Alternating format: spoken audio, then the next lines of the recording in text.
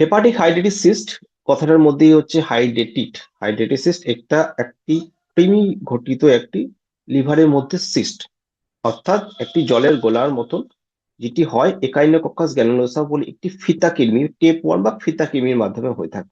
সাধারণত এটি ছড়াই হচ্ছে কুকুরের পটি থেকে বা কুকুরের স্টুল থেকে। এই যে ফিতা কৃমিটি সেটি কুকুরের ইন্টেস্টাইনে, স্মল ইন্টেস্টাইনে এটি বাড়তে থাকে এবং এইটি ইন্টেস্টাইনে কিন্তু ডিম ছাড়ে, যেটা এগ হ্যাচ বলে। এই ডিমগুলো যখন পায়খানা করে কুকুর, সেই তার মাধ্যমে মাটিতে বা কোনো ভেজিটেবলস এর মাধ্যমে বা জলের মাধ্যমে সেটা মানুষের বডিতে কিন্তু ওই ডিমটি প্রবেশ করে এবং সেই ডিমটি আমাদের বডিতে, হিউম্যান বডিতে ইন্টেস্টাইনে গিয়ে সেটা হ্যাচ হয়, মানে লার্ভা তৈরি হয়।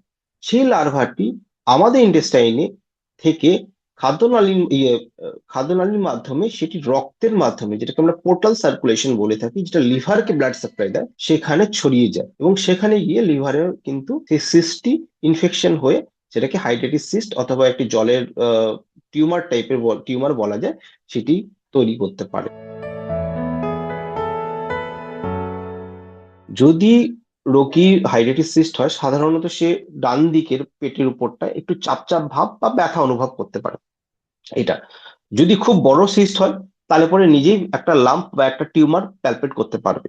এটা তৃতীয় নম্বর হচ্ছে, অনেক সময় কি হয়, সিস্টের সাথে পিত্তনালীর কমিউনিকেশন হয়ে যায়। যদি খুব বড় সিস্টেম, মানে মোটামুটি 7.5 থেকে 10 সেন্টিমিটার উপর যদি সিস্টটি হয়ে থাকে লিভারে, তখন কমিউনিকেশন হয় এবং পেশেন্টটি জন্ডিস, মানে চোখ হলুদ, পেচ্ছাপ হলুদ এসব নিয়ে প্রেজেন্ট করতে পারে এবং জ্বর নিয়ে আসতে পারে। সেটা কোলাঞ্জেটিস হতে পারে, অথবা এরকম হতে পারে যে রোগীটির হয়তো ওই সিস্টেমের মধ্যে ইনফেকশন হলো, অ্যাবসেস তৈরি হতে পারে, জ্বর আসতে পারে পারসিস্টেন্টলি।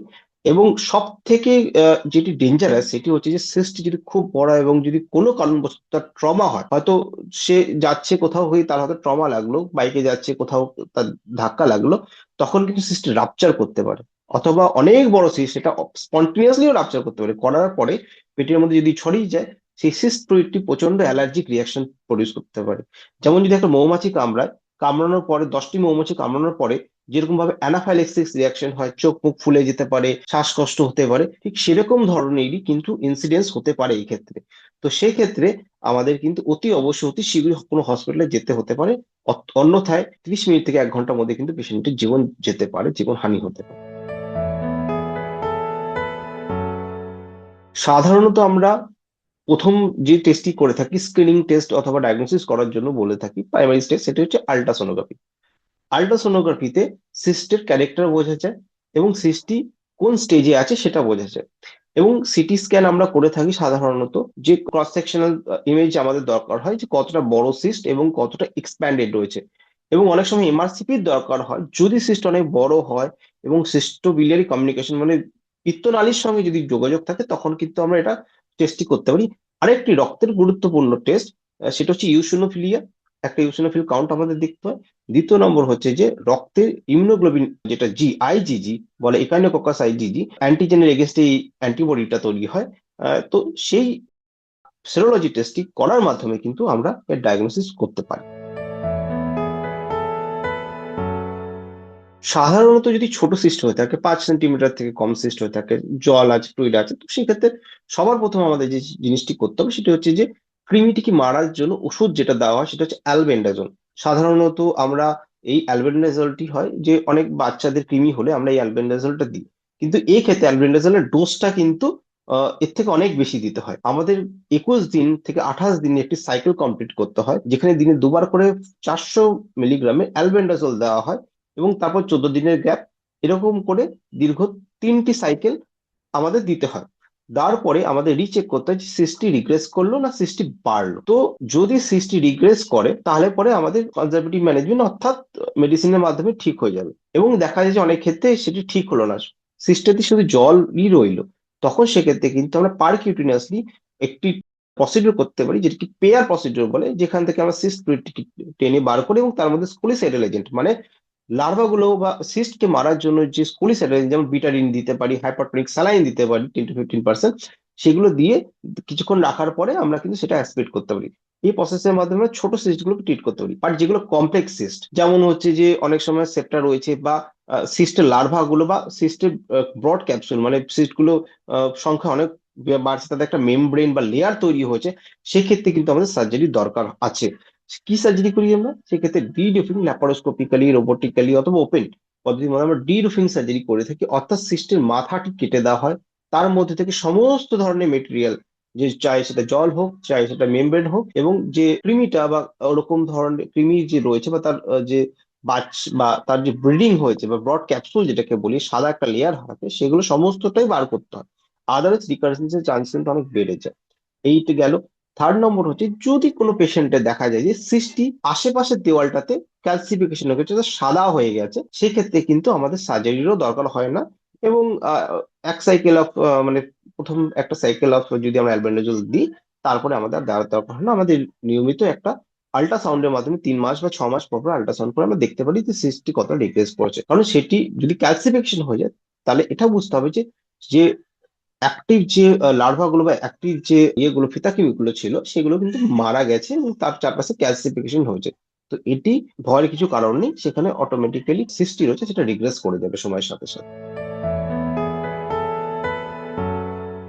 সাধারণত যদি ছোট সাইজের হয়ে থাকে, অ্যাসিমটোমেটিক থাকে অনেক সময় রোগী, তার কোনো সমস্যা দেখা দেয় না।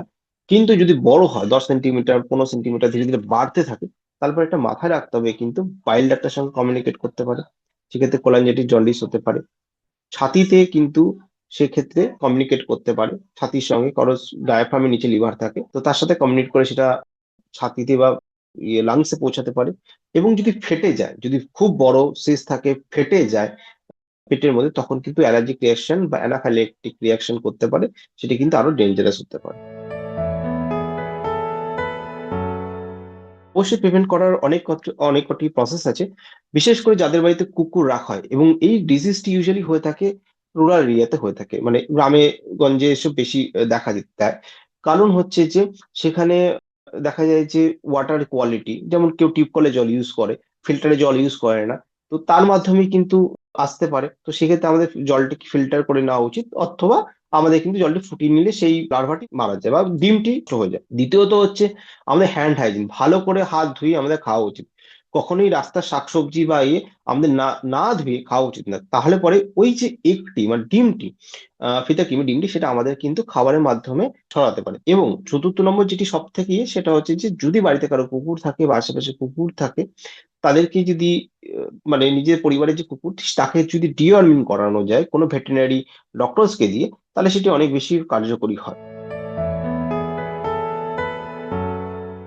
রিকারেন্স তখনই হয় ইউজুয়ালি 1 থেকে 25% রোগীদের ক্ষেত্রে, কিন্তু রিকারেন্সের চান্স অনেক থাকে। কেন রিকারেন্স হয়? কারণ হয় অনেক সময় সার্জারি করার সময় সিস্টটি পুরোপুরি যদি না বার করা হয়, 1 নম্বর। দ্বিতীয় নম্বর হচ্ছে সিস্টিক ফ্লুইড, যে টক্সিক যে ফ্লুইডটা রয়েছে, সেটি যদি পেটের মধ্যে ছড়িয়ে যায়, অথবা সিস্টটি বার করতে গিয়ে পেটের অন্যান্য জায়গায় ছড়িয়ে যায়, তাহলে পরে কিন্তু রিকারেন্স হতে পারে। সেক্ষেত্রে আমরা রিকারেন্স আটকানোর জন্য আমরা অপারেশনের সময় কি করে থাকি, যখন আমরা সিস্টটিকে বাদ দিই বা সিস্টির উপরে রিরুফিং করি, মানে সিস্টটিকে ওপেন করি, তার চারপাশে একটি বড় গজ পিস নেওয়া হয়, গামছার মতো একটা বড় গজ পিস নেওয়া হয়। সেটিকে বিটাডিন অথবা অন্য কোনো স্কুলিসাইডাল এজেন্ট, যেটি লার্ভাটাকে মারতে পারে, তার চারপাশে ছড়িয়ে দিই, যাতে স্পিলেজও যদি হয়ে থাকে তার মধ্যে স্পিলেজ হয় এবং পেটের মধ্যে না ছড়ায়। সেক্ষেত্রে হতে পারে। অথবা অনেক সময় দেখা যায় যে কিছু সিস্ট অন্য জায়গায়, পেটের অন্য জায়গায় ছিল, যেটা আমরা হয়তো ওভারলুক করে গেছি, সেখান থেকেও কিন্তু ছড়াতে পারে বা রিকার হতে পারে।